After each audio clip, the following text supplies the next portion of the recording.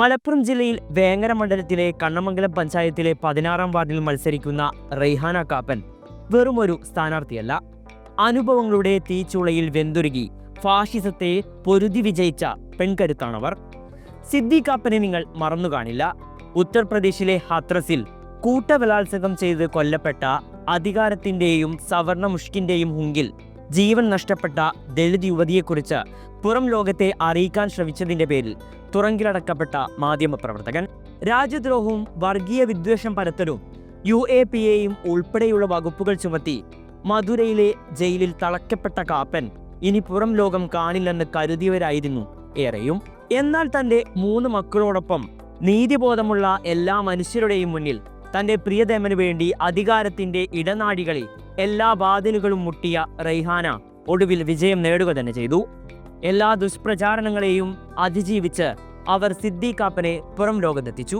അത് ആ തുടക്കത്തിലൊക്കെ നമുക്ക് എന്താ പറയുക, ഞാനൊരു സാധാരണ ഒരു കേരളത്തിലെ ഒരു ഗ്രാമത്തിൽ നിന്ന് വന്നിട്ട് ഡൽഹിയിൽ ഇങ്ങനെ ഒരു അറസ്റ്റ് നടക്കാമെന്നൊക്കെ പറയുമ്പോഴുള്ള സാധാരണ ഒരു സ്ത്രീക്ക് ഉണ്ടാവുന്ന എല്ലാ വിഷമങ്ങളും എല്ലാ ബുദ്ധിമുട്ടുകളൊക്കെ ഉണ്ടായിരുന്നു. പക്ഷെ അതിൽ നിന്നൊരു എന്താ പറയുക, ഒരു ഉയർത്തെഴുന്നേൽപ്പായിരുന്നു. എന്താ വെച്ചാൽ എനിക്ക് എൻ്റെ സത്യങ്ങളറിയാം, കാപ്പനെ വെറുതെ പിടിച്ചിട്ടതാണെന്നറിയാം.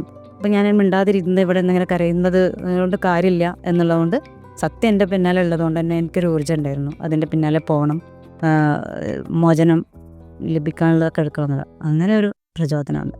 പൂച്ചോലമാടും മുട്ടും പുറത്തുമൊക്കെയുള്ള ജനങ്ങൾ കക്ഷി രാഷ്ട്രീയ ഭേദമന്യേ അവളുടെ ആ പോരാട്ടത്തിനൊപ്പം നിന്നു.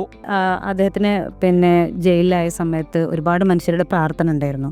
സാധാരണ ജനങ്ങളാണ് ഇവിടെ ഉണ്ടായിരുന്നത്. അതേപോലെ തന്നെ എല്ലാ മനുഷ്യരുടെയും, അത് മതമോ ജാതിയോ അല്ലെങ്കിൽ രാഷ്ട്രീയോ ഒന്നുമില്ലാതെ നമ്മളെ സപ്പോർട്ട് ചെയ്ത ആളുകളുണ്ടായിരുന്നു. അത് നാട്ടിലായാലും വേറെ എവിടെയായാലും എന്നെ അറിയാത്ത, കാപ്പനെ അറിയാത്ത ഒരുപാട് മനുഷ്യരുടെ പ്രാർത്ഥനകളൊക്കെ ഉണ്ടായിരുന്നു.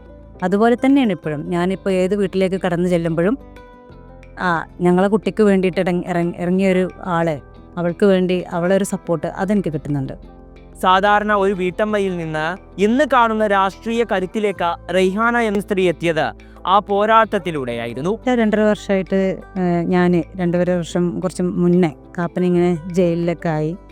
അപ്പോൾ അങ്ങനെയാണ് ഞാൻ ഇങ്ങനെ പുറത്തേക്കും മറ്റുള്ളവരോട് എല്ലാ രാഷ്ട്രീയമായിട്ടും അല്ലാതെയും എല്ലാ ജനങ്ങളെയൊറ്റൊക്കെ ഇതായത്. അപ്പോൾ അതിൽ നിന്നുള്ളൊരു എൻ്റെ ഒരു അനുഭവങ്ങളുണ്ടല്ലോ, അപ്പോൾ അതിൽ നിന്നൊരു പ്രചോദനം ധൈര്യമൊക്കെ എനിക്ക് കിട്ടി.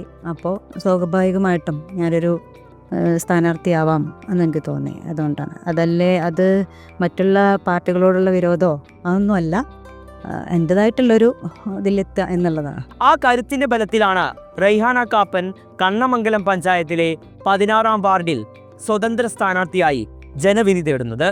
കൂടുതൽ വാർത്തകൾക്കും വിശേഷങ്ങൾക്കും news tag live TV subscribe ചെയ്യുക.